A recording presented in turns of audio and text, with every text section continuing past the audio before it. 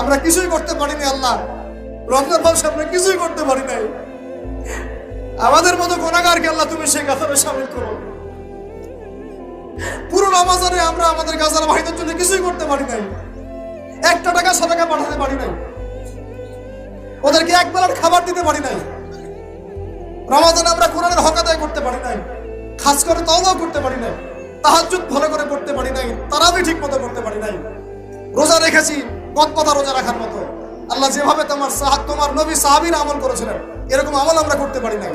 তাও তোমার ক্ষমা, তোমার দয়ায়, তোমার রহমতে আজকে আমাদেরকে ক্ষমা করো এবং এই শিক্ষাগুলো থেকে আমাদেরকে ভবিষ্যতে তৌফিক দান করো, যাতে করে আমরা তোমার রেজামন্দির মতো করে জীবনযাপন করতে পারি, গুনাহমুক্ত জীবনযাপন করতে পারি, ইসলামের জন্য একদম জান মাল সময় শ্রম উজাড় করে দিনের খেদমত করতে পারি। দিন ইসলামকে আল্লাহ পাকের জমিনে আমরা দুর্বল থাকতে দিব না ইনশাআল্লাহ। দিন ইসলামকে আল্লাহ পাকের জমিনে আমরা শক্তিশালী করেই ছাড়বো ইনশাআল্লাহ। দিন ইসলামকে আমরা আল্লাহ পাকের জমিনে বিজয়ী করেই ছাড়বো ইনশাআল্লাহ।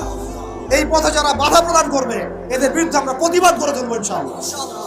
আল্লাহ রাব্বুল আলামিন আমাদের সবার দিলের মধ্যে দিন ইসলামের প্রতি খাস মহব্বত দান করেন, কোরআনের মহব্বত ঢেলে দেন, ঈমানের মহব্বত